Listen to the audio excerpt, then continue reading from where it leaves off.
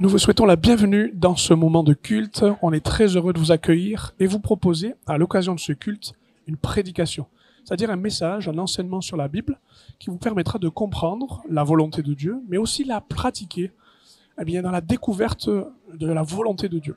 N'oubliez pas que ce matin, ou à l'occasion de ce visionnage, vous comprendrez que le message biblique a une importance primordiale, notamment sur la pensée qui va être développée ce matin, qui concerne la préparation, comment Dieu prépare les choses. Et pour cela, quand on considère notamment le repas de la Pâque, tel que les Hébreux, les Juifs l'ont préparé, et puis ensuite, au moment du Nouveau Testament avec Jésus, les disciples l'ont préparé, il y a tout un enseignement à comprendre de la façon dont non seulement Dieu prépare les choses, mais comment il les accomplit.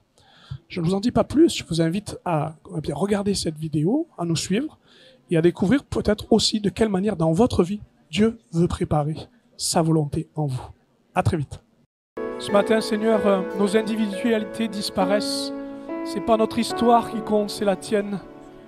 Tu es l'agneau de Dieu qui ôte le péché du monde. Tu es le faible qui est rendu fort par ce sacrifice parfait. Et tu as autorité sur l'Église pour la dresser contre l'ennemi, pour la lever devant les adversités, pour la rendre belle afin qu'elle te glorifie.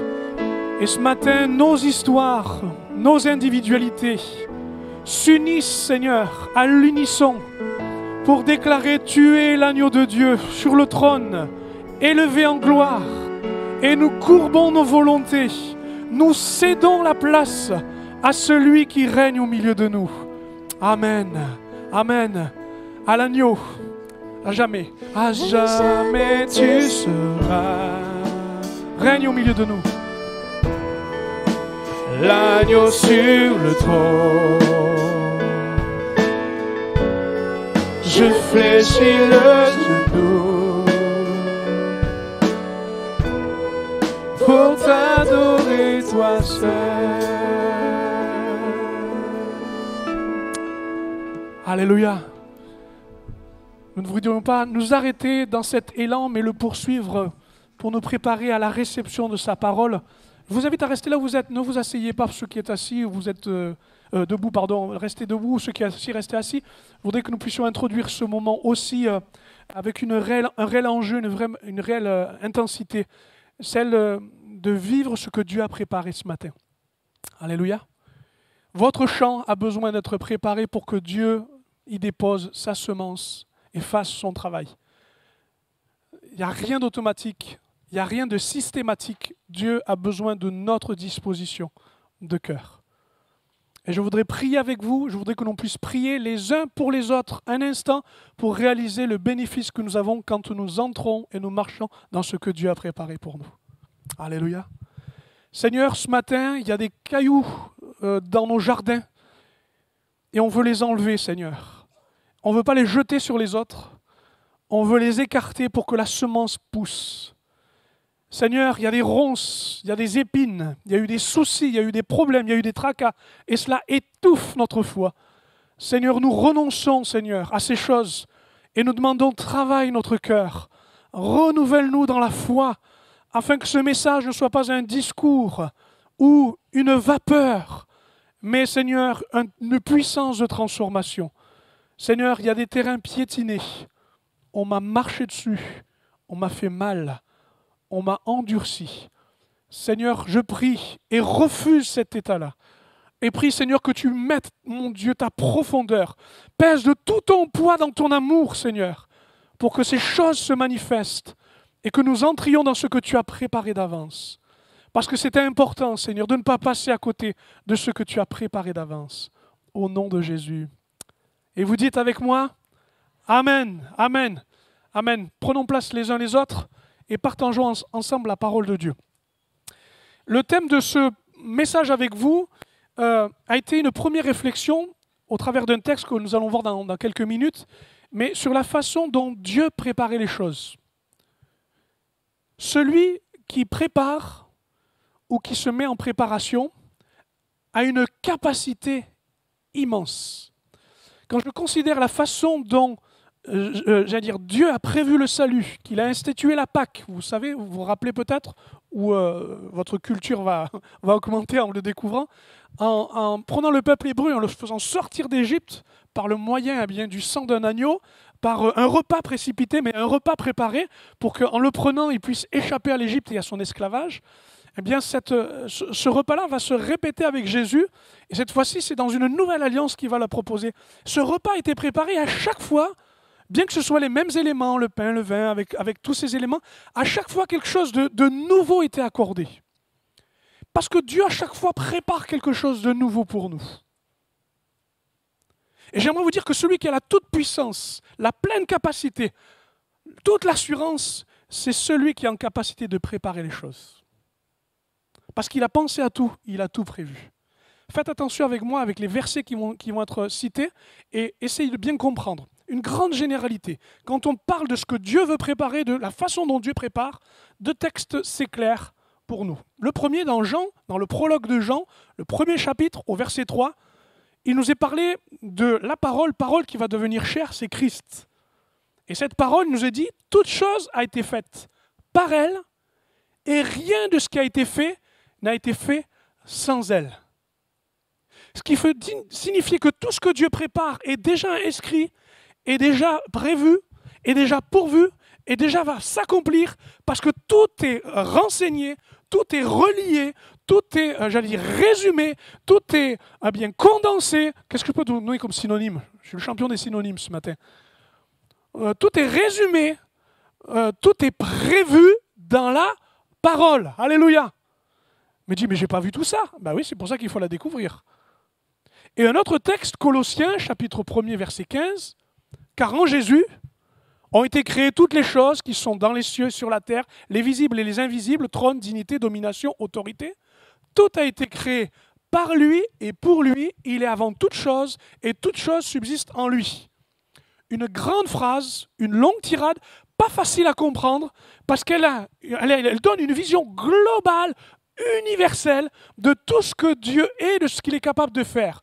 Mais ce qui est important à retenir, peut-être, bien dans tout ce texte, c'est ces deux expressions, par lui et pour lui. Tout a été fait par lui et pour lui. La parole fait subsister toute sa volonté, ce qu'il prépare, c'est dans sa parole, mais c'est aussi dans sa personne, en Christ, que tout subsiste, parce que c'est en lui que tout passe pour que ce qui est prévu et ce qui va s'accomplir se réalise. C'est par lui et c'est pour lui. Ce qui veut dire que ce qui se prépare et qui va exister, ça passe par lui, et ce qui va se réaliser et s'accomplir et se terminer, finit pour lui. Par lui, c'est prévu, pour lui, ça s'accomplit. Par lui, ça commence, pour lui, ça se termine. Dites-moi amen pour comprendre, sinon ça va durer longtemps. Hein. Amen. Ce qui veut dire, écoutez-moi bien, ce qui veut dire, je veux l'attester, l'affirmer, parce que je ne prendrai pas le risque si ce n'était que de moi-même, mais c'est pour Dieu. Dieu ne se trompe pas.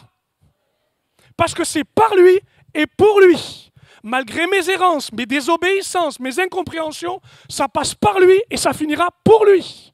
Parce qu'il a prévu les choses. Et que je sais que malgré tout ce qui se passe, tout ce qui m'arrive, tout ce que je pense, en global ou en personnel, c'est par lui et c'est... Ouais, super. Dieu ne peut pas se tromper. Il n'y a pas de rature dans ce que Dieu prévoit. Il n'y a pas de repas raté. Ça ne brûle pas dans le four. Il n'a pas oublié. Parce que ce qu'il a préparé est passé par lui et va pour lui se terminer. Il en est l'auteur, le consommateur si vous préférez, celui qui l'amène à la perfection. Ça, ce sont des généralités, c'est le point de vue global. Mais allons plus précisément. Dans le psaume 33, regardez l'évolution des choses. Ce sont des textes, vous allez me dire, pris un peu au hasard. Ça n'a pas de... Non, mais vous verrez que toute la parole est cohérente. Et elle suit ce que Dieu prépare. Psaume 33, verset 11.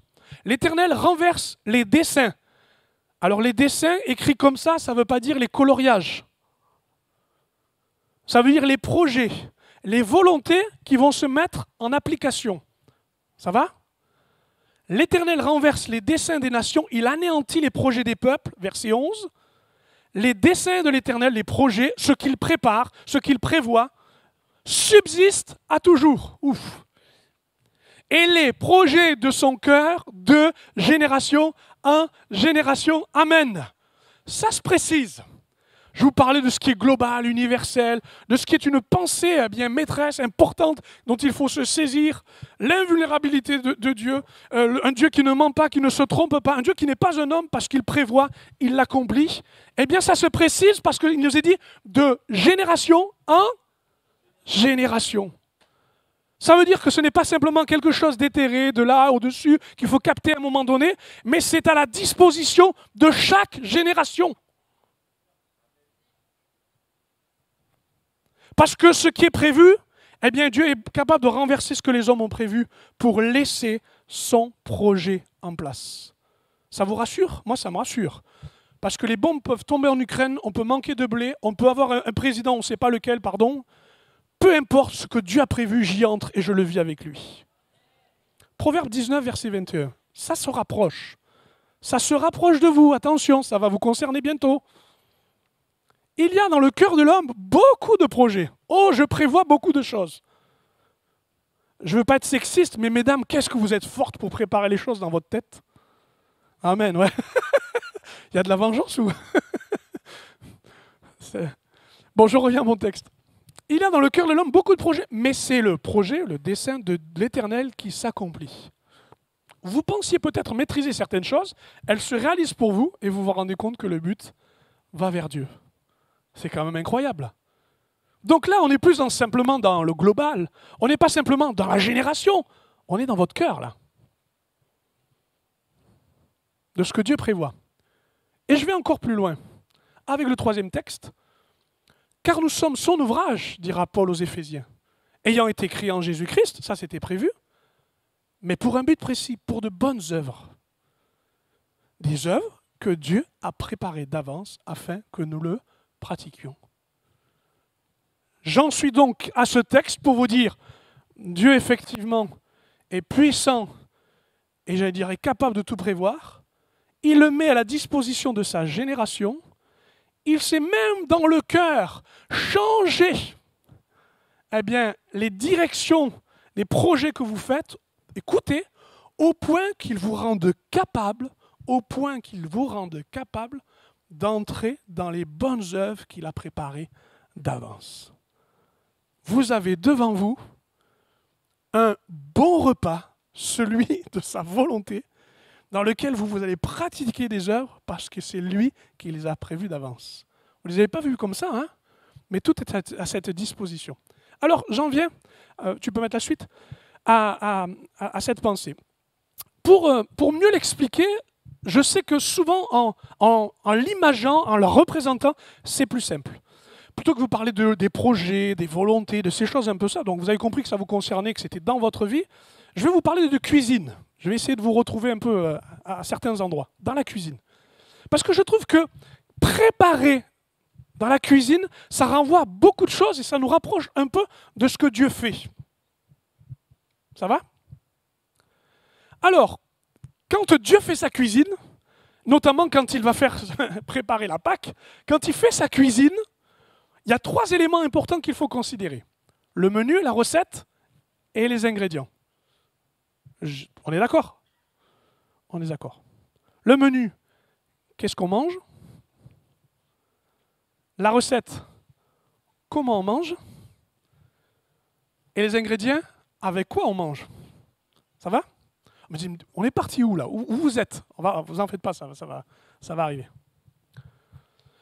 Ce que Dieu met devant nous comme des projets, comme des réalisations, comme des œuvres bonnes, parce qu'il les a préparées d'avance, il ne faudrait pas oublier que dans tout cela, il y a un menu, il y a un plan. Mais parfois, certains ne veulent pas justement avancer avec Dieu parce qu'ils disent « je ne connais pas le menu, donc je ne fais rien ». Ils veulent absolument avoir le menu dans les mains parce qu'ils ont l'impression que c'est eux qui vont cuisiner. Celui qui prépare, celui qui accomplit, c'est Dieu. Que Dieu te donne le menu, gloire à Dieu, tant mieux. Mais ça ne suffira pas. que tu n'aies pas le menu, que tu attendes le plan parfait pour dire puisque c'est parfait, j'y vais, je pense que vous allez attendre pendant un bon moment. Allons vers la recette. La recette, si vous préférez, c'est le savoir-faire, la façon de faire.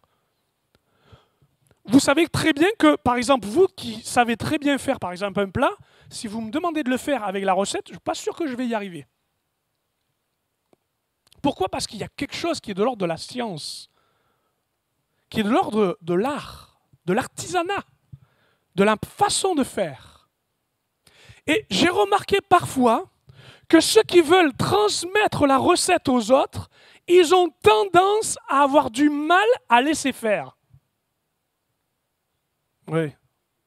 Ça va ? Vous voyez ce que je veux dire ? Non, mets pas trop de sel. Non, rajoute du sel. Baisse le feu. Non, augmente le feu. Attends, pousse-toi. Voilà, comme ça. Et parfois, avec Dieu, dans ce qu'il prépare et dans ce qu'il prévoit, on est là et fait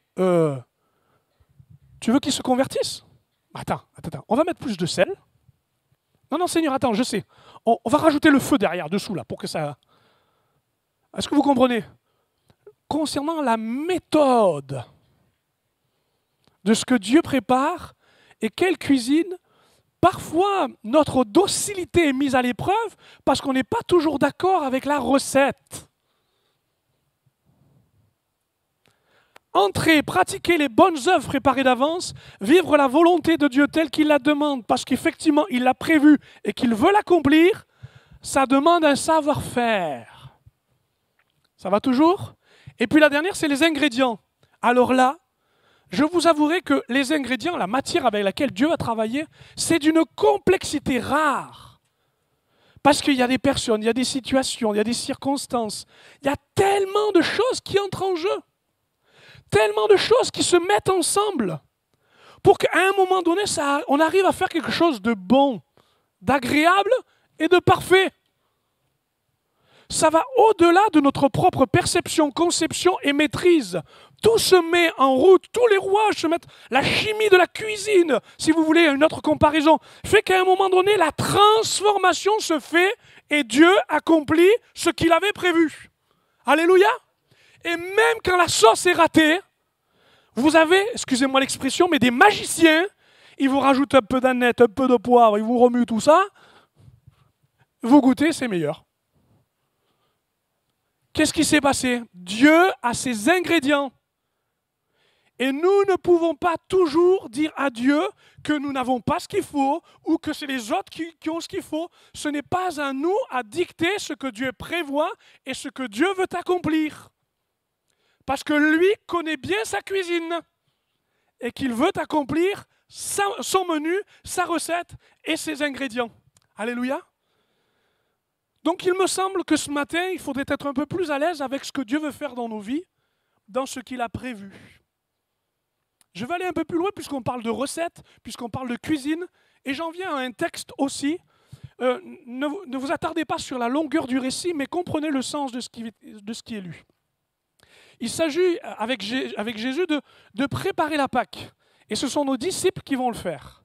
D'accord ? Et c'est à ce moment de cette Pâque, nous le lirons, que Jésus va d'un seul coup pouvoir dire c'est moi maintenant le pain, c'est moi qui vais donner le sang, c'est moi qui vais proposer l'alliance plus excellente et meilleure. Mais avant cela, Matthieu 14, verset 12, vous lirez ceci. Le premier jour des pains sans levain, c'est-à-dire donc à la Pâque, où l'on immolait la Pâque, les disciples de Jésus lui dirent « Où veux-tu que nous allons te préparer la Pâque ?»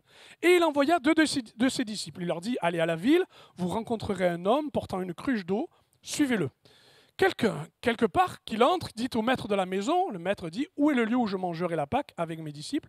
Et il montrera une chambre haute, meublée et toute prête. C'est là que vous préparez la Pâque. Verset 16, retenez ceci.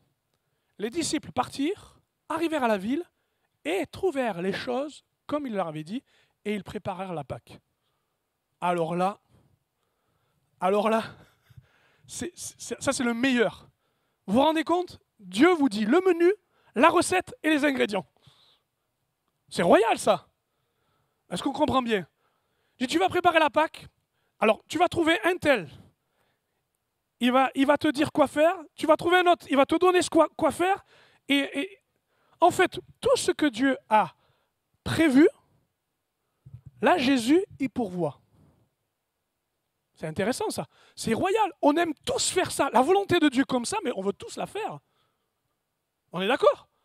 Je te dis ce qu'il faut faire, tu rencontres les personnes qu'il faut, il te favorise en plus le travail, et tu fais la recette et tout va bien. C'est génial. Oh ben moi je veux servir Dieu comme ça. Hein. Toutes les Pâques, je les vais comme ça. On arrive, on voit quelqu'un, il nous a dit que c'était lui, on ne sait pas qui c'est, on ne sait pas pourquoi. On lui dit, le maître en a besoin, pas de souci, allez-y. C'est royal quand même. Tout est facile. C'est prévu, c'est pourvu, tout le monde obéit, ça s'enclenche, tout va bien, la volonté de Dieu se fait, le repas est préparé, et puis le disciple vient, c'est royal. On veut tout cela et ça arrive parfois que Dieu le fasse. Que parfois nous vivions ce miracle-là. Dieu avait prévu, il nous avait avertis, on le vit et il l'accomplit. Mais ça ne finit pas toujours comme ça aussi. Accrochez-vous. Parce que tout ça, ça va. Mais il y avait d'autres choses de prévues. Il y avait d'autres choses qui allaient s'accomplir. Lisez la suite. Le soir étant venu, il arriva donc avec les 12, c'est Jésus. Pendant qu'ils étaient à table et qu'ils mangeaient, Jésus dit, je vous le dis en vérité, l'un de vous qui mange avec moi me livrera. Ouf. Le cheveu dans la soupe. Et ils commencèrent à s'attrister, à lui dire l'un après l'autre, est-ce moi? Il leur répondit, c'est l'un des 12 qui met avec moi la main dans le plat. Le Fils de l'homme s'en va selon ce qui est écrit de lui, mais malheur à l'homme par qui le Fils de l'homme est livré. Mieux vaudrait pour cet homme qui ne fût pas né. Poum! Attends. Prépare la Pâque, c'est prévu, c'est pourvu, ça s'accomplit. Et au moment de l'accomplissement, paf! Un traître au milieu des disciples. Mais je pensais que ça allait bien se passer et que ce que Dieu allait prévoir allait bien se passer. Ce traître-là, nous dit le texte, dénoncé, s'en va chercher plus fort que lui afin d'arrêter Jésus. Jésus ne répond pas à l'arrestation en se défendant, mais il nous est dit dans l'Écriture, je vous fais grâce, tous vont s'en aller.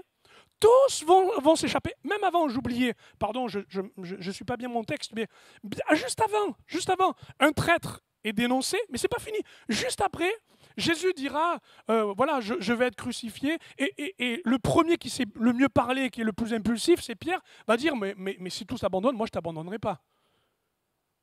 Alors Jésus lui dira, tu écouteras le chant du coq, et tu te rendras compte que quand il va chanter, tu m'auras renié 3 fois. Poum! Traîtrise, abandon, reniement, tout va bien.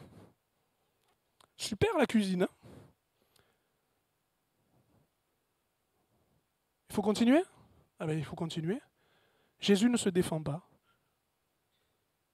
Jésus avait pourtant toute une foule qui pouvait lui prêter caution. Il ne répond pas. Il se laisse humilier, molester, accuser injustement, promener d'un tribunal à l'autre, jusqu'à ce que, vous le savez, on finisse par lui donner la sanction, crucifie-le. Mais il nous a dit, et nous l'avons vu avec lui, qu'il avait prévu et qu'il avait pourvu. Qu'est-ce qui se passe? Vous savez, des fois, il y a un grand fossé, il y a une grande distance, une distance qui nous paraît même impossible et qui fait tellement du mal à notre foi entre ce que Dieu a prévu et la façon dont Dieu pourvoit. On s'imagine toujours que c'est comme cette préparation de repas. Il faut absolument que tout aille bien, que ce soit synchro, que ça tombe juste, que ce soit parfait pour moi, parce que c'est comme ça que je le conçois. Mais voilà que ce que Dieu a prévu est tout autre, que la recette est tout autre, que le menu est tout autre. Il fallait que le Fils de l'homme meure et qu'en mourant, il puisse donner sa vie pour le pardon de tous. Leur maître n'est pas devenu un serviteur. Il est devenu la victime du sacrifice. Il pensait qu'il serait le souverain sacrificateur, qu'il serait le roi, qu'il bouterait en dehors d'Israël les Romains. Il est rendu plus petit et plus méprisable. Un objet de malédiction. Maudit soit celui qui est pendu au bois. Un sujet d'opprobre, c'est-à-dire de honte. J'étais avec lui et je le regrette. Mais qu'est-ce qui s'est passé ? Tout était prévu, tout était pourvu et rien ne fonctionne. Je ne sais pas si vous concevez ce scénario-là, mais je crois, et j'en suis certain, que plusieurs le vivent et risquent de le vivre s'ils ne considèrent pas autre chose et autrement Dieu dans ce qu'il prépare. Je vais terminer en vous citant ce dernier passage et j'invite l'équipe à me rejoindre. Dans 1 Corinthiens 10, 13, il est dit ceci. Les tentations qui vous ont assaillis, je le dirai autrement, les risques de fausses routes, de désobéissance, les dangers qui vous amènent à ne plus vivre ce que Dieu a préparé d'avance, elles sont communes à tous les hommes. D'ailleurs, Dieu est fidèle et il ne permettra pas que vous soyez tentés au-delà de vos forces. Écoutez bien, au moment de l'épreuve, au moment plutôt de la tentation, de la mise à l'épreuve, il préparera le moyen d'en sortir pour que vous puissiez y résister. Alléluia. Le menu n'a pas bien fonctionné, la recette n'était pas au bout et pourtant dans le tombeau, Christ est ressuscité. Il est vainqueur de la mort. Lui qui était plus petit qu'un serviteur, s'est relevé de la mort. Il est le Seigneur des Seigneurs. Le tombeau est ouvert. Dieu a préparé le moyen d'en sortir. Mon frère, ma sœur, ce matin, prépare-toi à souffrir peut-être, sans craindre, car Dieu préparera le moyen d'en sortir. Prépare-toi à abandonner ce que tu dois abandonner, parce qu'il faut que tu entres dans le plan de Dieu comme ce projet que je viens de citer. N'attends pas que tout soit ajusté, et aménagé comme tu le souhaites, mais laisse comme le scénario de la croix, comme cette nouvelle Pâque qui a été désignée par Christ, se manifester dans ta vie. Puis-je t'inviter à te dresser sur tes pieds maintenant, si tu le peux et ta santé le permet, afin que nous puissions prier ensemble et donner l'occasion au Seigneur de te bénir au travers de ce que nous venons de dire. Dieu a besoin pour votre vie de vous faire sortir du mauvais scénario, de la mauvaise conception des choses et de vous préparer à vivre sa volonté pleine et entière. Alléluia. Ma première prière, Seigneur, est la suivante. Elle est pour celui qui a eu le sentiment et qui ne le dira peut-être pas au milieu de nous, qu'il est passé à côté et qu'il vit une autre vie, une vie parallèle.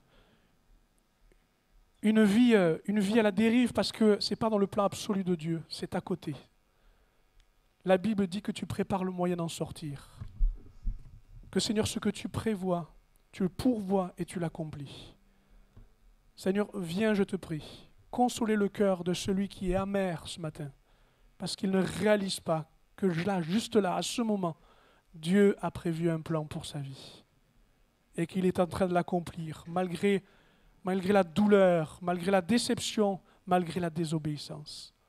Je te prie que ça s'éclaire dans le cœur, pour que de nouvelles résolutions et décisions soient prises, pour que cette vie change par la puissance du Saint-Esprit. Je m'adresse à celui qui peine maintenant dans ce chemin, dans cette voie, dans ce projet, et qui en finit par oublier ce que Dieu est en train de faire. Je te prie parce que justement, il se sent comme découragé, courbé. Seigneur, parce que c'est trop dur, je te prie pour que tu renouvelles dans le cœur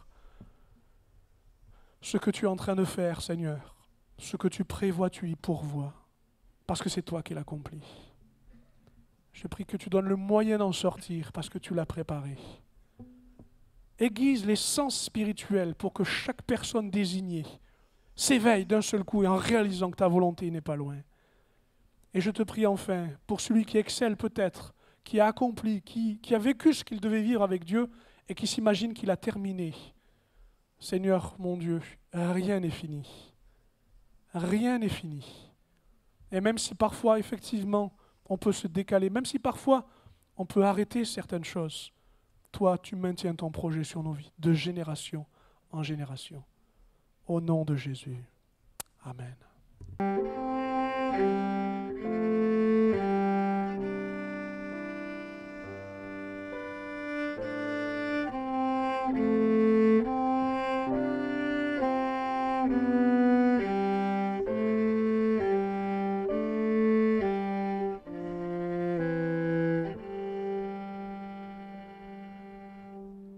Dès le moment où vint l'obscurité, l'obscurité. La mort réclame sa victoire. Le roi d'amour renonce à sa vie. Au plus sombre jour de l'histoire, sur une croix bâtie pour les pécheurs, son sang couvrit l'iniquité. Un dernier souffle et tout fut terminé, mais d'une manière inachevée, car la terre fut partée, le voile déchiré. Quel est donc ce sacrifice pour que les cieux rugissent?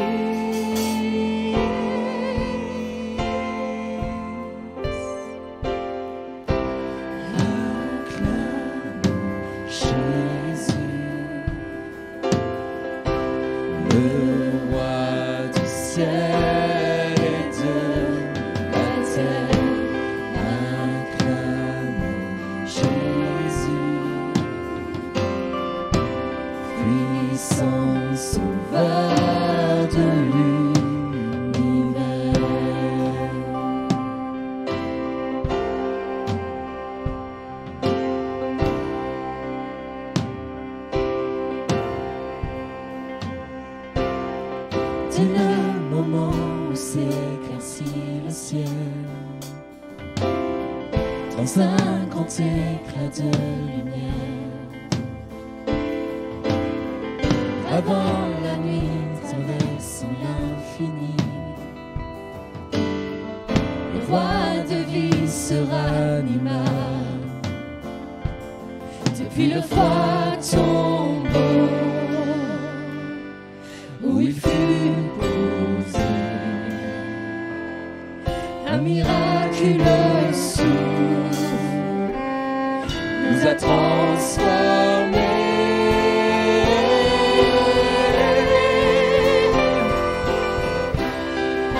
Acclamons Jésus, le roi du ciel et de la terre.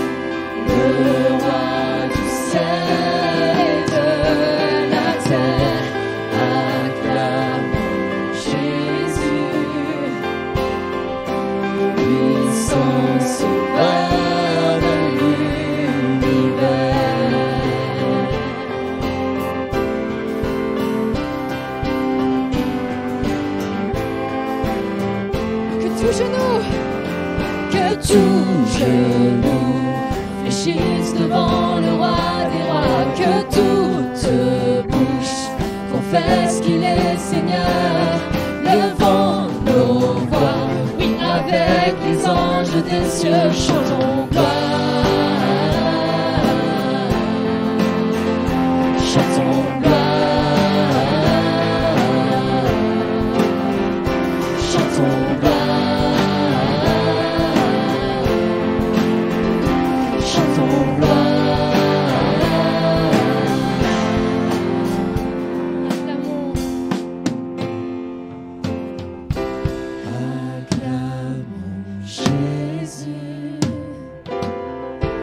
Le roi du ciel et de la terre, acclamons Jésus, puissant sauveur de l'univers, acclamons Jésus, le roi du ciel et de la terre.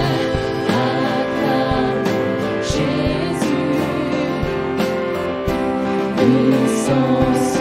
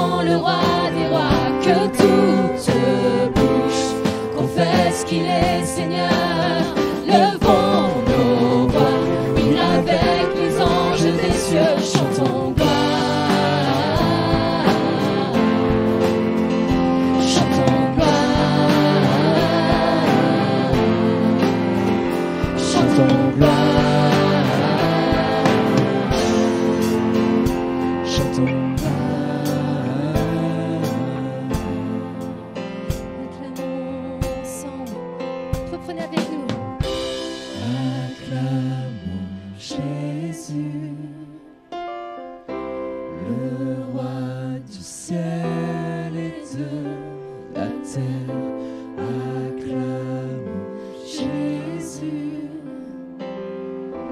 puissant sauveur de l'univers, acclame Jésus. Le roi du ciel et de la terre, acclame Jésus, puissant sauveur de l'univers.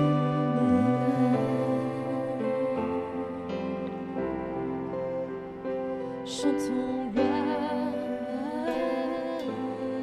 Chantez avec nous. Chantons gloire.